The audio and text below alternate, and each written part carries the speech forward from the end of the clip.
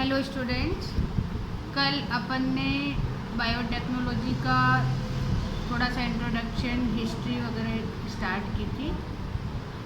आज अपन स्टार्ट कर रहे हैं जेनेटिक इंजीनियरिंग।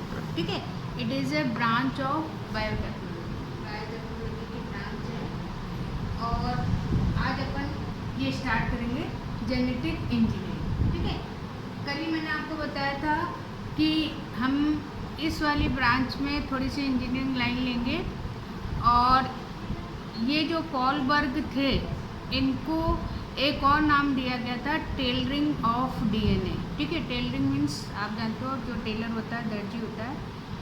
और ये क्योंकि इन्होंने डीएनए को कट किया फिर जॉइंट किया, तो वही काम है जो कि टेलर का है, तो इसलिए इसको जेनेटिक इंजीनियरिंग में टेलरिंग ऑफ डीएनए भी इसको कहते हैं। ठीक है ना। अब यहाँ पे क्योंकि कॉलबर्ग ने ई कोलाई, एशिया कोलाई पे ज़्यादा काम किया, तो काम करके फिर इन्होंने इंसुलिन या हिम्यूलिन जो है उसका फॉर्मेशन किया। वो आपको मैंने कल बता ही दिया था। और बनाने के बाद में इन्होंने रिकॉम्बिनेंट डीएनए बनाया। ठीक है, आज अपन ये सारी जो प्रोसेस है, इस प्रोसेस में अपन कौन कौन सी चीज़ें लेते हैं, कौन कौन से रिसोर्सेज हैं, वो आज अपन स्टार्ट करते हैं। ठीक है ना। तो इस रिसोर्सेज में सबसे पहले आता है रिस्ट्रिक्शन एंजाइम। ठीक, रिस्ट्रिक्शन एंजाइम, इसको हम हिंदी में बोलते हैं प्रतिबंधित एंजाइम। ठीक है ना, प्रतिबंधित एंजाइम, यानी कि ये जो डीएनए उस डीएनए को काटने के काम में आता है। ठीक है ना। तो कभी कभी कई क्वेश्चन भी आ जाते हैं कि मॉलिक्यूलर सीजर क्या है, यानी आणविक कैंची, या मॉलिक्यूलर नाइफ तो आणविक चाकू।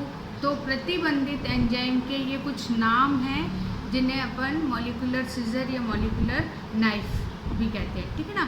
और ये दो तरीके के होते हैं, एंडोन्यूक्लियस और एक्सोन्यूक्लियस। मीन्स ये जो एंजाइम्स हैं ये डीएनए को बीच में से भी काट सकते हैं और बाहर से भी काट सकते हैं। ठीक है ना, क्योंकि आपको पता है कि जो डीएनए है वो डीएनए सर्कुलर भी होता है, यानी वृत्ताकार भी होता है, और रेखीय भी होता है, लाइनर भी होता है। तो इसलिए जो है, जो कुछ एंजाइम्स को अपन यूज़ करते हैं बीच में से काटने के लिए, तो उसको अपन एंडोन्यूक्लियस कहते हैं, और कुछ होते हैं जिनको अपन बाहर से कट करते हैं तो उसे हम बोलते हैं एक्सोन्यूक्लियस। ठीक है, तो यहाँ पे ये जो है प्रतिबंधित एंजाइम या रिस्ट्रिक्शन एंजाइम है, और इसकी बहुत ज़्यादा, ठीक है ना, कैरेक्टर्स होते हैं। अब ये कैरेक्टर्स क्या हैं कि ये जो एंजाइम है ये एंजाइम पॉलीएंड्रोम, ठीक है, पॉलीएंड्रोम मतलब होता है, ये एक वैसे इंग्लिश वर्ड है और इसका मतलब होता है उल्टा सीधा एक जैसा। ठीक है ना, जैसे अपन बचपन में खेलते हैं कि भाई तीन जो है वर्ड का अक्षर बताओ जो कि इधर से भी उधर से भी सेम हो, जैसे कनक है, जहाज है। तो इस तरीके के जो सीक्वेंस होते हैं, इन सीक्वेंस को हम बोलते हैं पैलियंड्रोम। ठीक है, अब यहाँ पे देखो डीएनए में भी अगर थोड़ा सा आप लोगों को याद हो तो डीएनए की जो स्ट्रक्चर होती है, डीएनए में दो हेलिक्स होते हैं, दो रज्जु होते हैं, और इन रज्जुओं पे ये जैसे आपको दिख रहा है GAATTC, ये सब क्या है, यह है नाइट्रोजन बेसिस। ठीक है, नाइट्रोजन क्षारक है जो इस डीएनए में पाए जाते हैं, और आपको पता है 4 प्रकार के होते हैं, एडेनिन, थाइमिन, साइटोसिन और ग्वानिन। ठीक है, तो ये इस तरीके से यहाँ पे लगे रहते हैं। ठीक है, तो अब अगर आप देखो तो GAATTC, ठीक है, और फिर अगर आप उल्टी तरफ से पढ़ो तो वही सीक्वेंस है GAATTC। तो जब डीएनए में इस तरह का सीक्वेंस होगा तो या उसे हम क्या बोलेंगे, पैलियोंड्रोमिक साइट। ठीक है ना, अभिज्ञान स्थल, जैसे हिंदी में अपन इसको बोलते हैं अभिज्ञान स्थल। तो यहीं पर अभी मैंने आपको दिखा रखा है कि यहीं पर जो है इस तरीके से ये एंजाइम इसको कट करेगा। जिसमें कि दोनों तरफ आप किसी तरफ भी पढ़ो तो वो आपको कैसा मिलेगा, वो आपको सेम मिलेगा। इसलिए इसे हम बोलते हैं पैलिंड्रोम साइट। तो इसलिए जो है रिस्ट्रिक्शन एंजाइम या प्रतिबंधित एंजाइम का ये एक बहुत बड़ा कैरेक्टर होता है। फिर ये इसी तरीके से जैसे आपको यहाँ पे दो काम करने हैं, हमें दो तरीके के डीएनए चाहिए। एक डीएनए तो हमें चाहिए जो कि हमारा बैक्टीरिया का होगा, ठीक है, और एक डीएनए कौन सा होगा, जो वांछित होगा, जिसको हमें इसमें जोड़ना है, ठीक है ना। तो दोनों में ही पैलिंड्रोमिक साइट होगी और इस तरीके से दोनों सेपरेट होके आपस में ज्वाइन करेंगे। तो वो अपन जब इसकी जॉइंट वाली बात है तो उसको अपन अभी जब इलेक्ट्रोफोरेसिस तकनीक अपन पढ़ेंगे तो वहाँ पे मैं आपको आपके बुक में इसका डायग्राम भी दिया हुआ है, लेकिन इतना अच्छा डायग्राम नहीं है, क्लियर डायग्राम नहीं है ये। तो अपन जब इलेक्ट्रोफोरेसिस तकनीक पढ़ेंगे तब मैं आपको इसका डायग्राम बनवाऊँगी, ठीक है ना। तो यहाँ पे केवल अभी आपको इतना करना है कि रिस्ट्रिक्शन एंजाइम, प्रतिबंधित एंजाइम, ठीक है ना, और इसमें पैलिंड्रोमिक साइट होनी चाहिए, ठीक है। फिर अभी एक कैरेक्टर आपको और मैंने बता दिया कि एंडो और एक्सोन्यूक्लियस, इस तरीके से दो प्रकार के होने चाहिए, ठीक। तो ये हो गया आपका पैलिंड्रोमिक साइट, इसकी रिस्ट्रिक्शन एंजाइम। उसके बाद में हमें दूसरा जो चाहिए वो दूसरा क्या है, वेक्टर, ठीक है। इस वेक्टर को हम हिंदी में कहते हैं वाहक, ठीक है ना। नाम पता है, जैसे अभी आपको कहीं जाना हो तो जाने के लिए अगर दूर जगह है तो उसके लिए आपको कोई गाड़ी चाहिए, स्कूटर चाहिए, मोटरसाइकिल चाहिए, कार चाहिए, अगर दूर जाना है तो बस चाहिए। तो इस तरीके से आपको एक जगह से दूसरी जगह जाने के लिए कोई साधन की ज़रूरत होती है, कोई कैरियर की ज़रूरत होती है। तो यहाँ पे ये काम कौन कर रहा है, वेक्टर कर रहा है, ठीक है। और ये वेक्टर अधिकतर क्या होते हैं, माइक्रो ऑर्गेनिज्म, यानी कि हमें अगर कोई जीन को डालना है तो उस जीन के लिए हम यूज़ करेंगे क्या, वेक्टर। और वो वेक्टर क्या होगा, क्योंकि हमारी बॉडी में इजीली चला जाएगा माइक्रो ऑर्गेनिज्म, तो वो माइक्रो ऑर्गेनिज्म के थ्रू यहाँ पर जाएगा, तो उसे हम बोलते हैं वेक्टर, ठीक है। अब यहाँ पे मैंने आपको एक एग्जाम्पल दिया है वेक्टर का, ठीक है। ये वेक्टर है PBR322, ठीक है। और इसकी जो लेंथ है वो लेंथ क्या है, 4.36 किलोबाइट, ठीक है ना। अब ये क्या है, आप लोगों के लिए एक नया नाम है। तो यहाँ पर अगर अपन इसका थोड़ा सा, जैसे केमिस्ट्री में भी आप नोमेनक्लेचर करते हैं, नामकरण करते हैं, तो यहाँ पर अपन इस PBR का भी क्या कर सकते हैं, नामकरण कर सकते हैं, ठीक है ना। और ये हालांकि आपके एजी में तो इतना डिटेल में नहीं है, लेकिन हाँ अगर आप थोड़ा सा इसको कंपटीशन के हिसाब से देखेंगे तो आप यहाँ पे PBR जो है उसका आप नामकरण कर सकते हैं। P मतलब होता है प्लाज्मिड, ठीक है। फिर उसके बाद में B है और फिर R है। ये दोनों साइंटिस्ट के नाम है जिन्होंने इसको डिस्कवर किया था, तो इसलिए बॉरीवर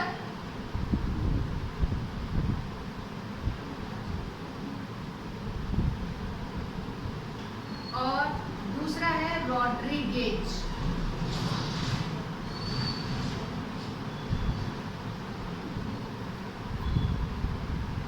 ठीक है। ये P से प्लाज्मिड हो गया, B से बॉरीवर हो गया और R से रॉड्रिगेज हो गया, तो ये इसका नाम हो गया।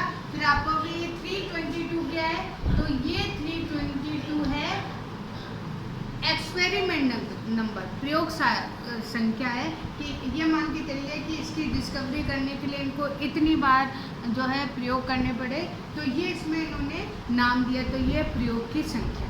तो इस तरीके से हमारे पास में ये PBR है। अब ये जो PBR है, ये PBR इसको किस में से निकाला था, ई कोलाई, तो हमारा इश्रिया कोलाई, इसीलिए मैंने थोड़ा यहाँ पे डायग्राम भी आपको बता दिया ताकि आपको ध्यान रहे। ये हमारा ई कोलाई बैक्टीरिया है, ठीक है। इस बैक्टीरिया में नॉर्मल बैक्टीरिया है, जैसे सेल वॉल है, सेल मेम्ब्रेन है, इस तरीके से। फिर यहाँ पर ये है इसका आनुवंशिक पदार्थ, जिसे अपन न्यूक्लियोइड बोलते हैं। न्यूक्लियस नहीं बोल के क्या बोलते हैं, न्यूक्लियोइड, क्योंकि ये भी एक परफेक्ट बॉडी नहीं है, न्यूक्लियस नहीं है, इसलिए इसका अलग जो लोअर या प्रोकैरियोटिक जो कोशिकाएं होती हैं, सेल्स होती हैं, उनमें न्यूक्लियस नहीं होके क्या होता है, न्यूक्लियोइड। तो इसलिए जो है अपन ने इसको करा, और इसके अंदर ये होता है प्लाज्मिड। ठीक है, इस तरह की गोल स्ट्रक्चर हैं, छोटे छोटे पार्ट्स हैं इसके, ये डीएनए के बने हुए हैं, और यही आपका प्लाज्मिड कौन सा है, ठीक है। और इसकी अगर अपन कैपेसिटी देखते हैं या इसकी लेंथ देखते हैं तो ये क्या है, 4.36 किलोबाइट। ठीक है ना। अब आपको समझ आ गया कि ये अपन ने यहाँ से निकाला इसको। अब इस स्ट्रक्चर को देखते हैं, ये हमारे पास में है, बहुत सुंदर सा कलरफुल अच्छा सा डायग्राम है इसका। अब ये जो है ये एक्चुअली सर्कुलर है, यानी वृत्ताकार। प्रोकैरियोटिक में जो एक्स्ट्रा न्यूक्लियस पार्ट होता है वो कैसा होता है, सर्कुलर या वृत्ताकार। तो ये इस तरीके से है। अब इसमें देखो मैंने कुछ कुछ चीज़ें लिखी हुई है। सबसे पहले लिखा हुआ है ORI, यानी कि यहाँ पर जैसे आपके अभिज्ञान स्थल, ठीक है ना, और प्रतिरोधी जीनों को यहाँ पर जो है जोड़ा जा सकता है, तो इसलिए ये ओरिजिन है। और ORI मतलब होता है ओरिजिन रिकॉग्नाइज साइट। ठीक है, तो यहाँ पे जो है कोई भी चीज़ को आप प्लस कर सकते हो, जोड़ सकते हो।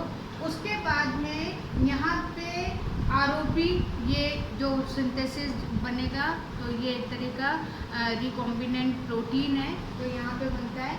और उसके अलावा यहाँ पे कुछ मैंने नाम भी रखे हैं, जैसे PhD फर्स्ट है, EcoRI है, BAMHI है, सेल फर्स्ट है, ठीक है, और PBU सेकंड है। तो ये सारे क्या हैं, ये सारे हैं प्रतिबंधित एंजाइम, रिस्ट्रिक्शन एंजाइम है, तो इसको कट करने के लिए यूज़ किया जाता है। ठीक है ना। उसके बाद में यहाँ पे दो चीज़ और हैं, एम्फिसिलिन और टेट्रासाइक्लिन। ये दोनों क्या है, मार्कर। ठीक है, मार्कर जैसे अभी मैं ये बोर्ड है, इस बोर्ड पे आपको अगर इसी कलर का जो है वाइट कलर का ही अगर मैं मार्कर यूज़ करूँ तो आपको दिखेगा नहीं। ठीक है, इसके लिए मुझे क्या यूज़ करना पड़ा है, कलर्ड मार्कर। तो यहाँ पर ये एक तरह की एंटीबायोटिक्स है, और ये जो है इसके मार्कर कहलाते हैं। तो इनको यूज़ किया जाता है जब हम यहाँ पे यूज़ करते हैं। तो अभी आपको सिर्फ ये यूज़ लिखना है कि PBR में दो आपके पास में एंटीबायोटिक्स होते हैं, एम्फिसिलिन और टेट्रासाइक्लिन। ठीक है, तो ये इस तरीके से इस तरीके से अपना ये वाहक का मामला खत्म हो गया। अब यहाँ पे केवल दो चीज़ बची है, लाइगेज एंजाइम और पॉलीमरेज एंजाइम। ठीक है ना। अब ये जो लाइगेज एंजाइम है, लाइगेज मतलब होता है किसी चीज़ को ये एंजाइम क्या करता है, ज्वाइंट करता है, जोड़ता है। ठीक है ना। तो अब अपन तीसरा जो रिसोर्सेज है वो रिसोर्स क्या है, यहाँ पे लाइगेज एंजाइम, और ये जो है ज्वाइंट करता है। और यहाँ पे आपको बुक में भी डायग्राम दिया हुआ है, वैसे भी है ये देखो इस तरीके से ये वेक्टर है, यानी कि ये चीज़ है, ठीक, और ये डिजायर्ड DNA, यानी कि इसको हमें इसमें जोड़ना है। ठीक है ना। तो ये वांछित DNA का पार्ट है, और ये हमारा वेक्टर है। इस दोनों को हम जोड़ेंगे, प्लस करेंगे, और किससे करेंगे, लाइगेज एंजाइम से। ठीक है ना। और उसके बाद में ये हमारा नया DNA बन गया, और इसी को हम क्या बोलते हैं, रिकॉम्बिनेंट DNA। अब ये आसानी से आप किसी भी होस्ट सेल में इसको डाल सकते हैं। ठीक है ना। तो ये प्रोसेस हो गया किसका, लाइगेज एंजाइम का। अब हमारे पास में एक लास्ट बच रहा है, पॉलीमरेज एंजाइम। कल मैंने आपको थोड़ा सा PCR के बारे में बताया था। तो ये जो PCR है, जिसमें कि हम बहुत सारी कॉपीज़ बनाते हैं रिकॉम्बिनेंट DNA की, तो वहाँ पर हम इस पॉलीमरेज एंजाइम को यूज़ करते हैं। तो अभी तो आपके पास में केवल इतनी ही चीज़ें हैं जिनको अपन यहाँ पर यूज़ कर रहे हैं। ठीक है, तो अभी आपके रिसोर्सेज में मैं इतने ही करा रही हूँ, बाकी अपन जो है इसका अभी तो अपन ने सारी चीज़ें कलेक्ट की, अब ये किस तरह से प्रोसेस करेगी ये मैं आपको कल बताऊँगी। Okay, thank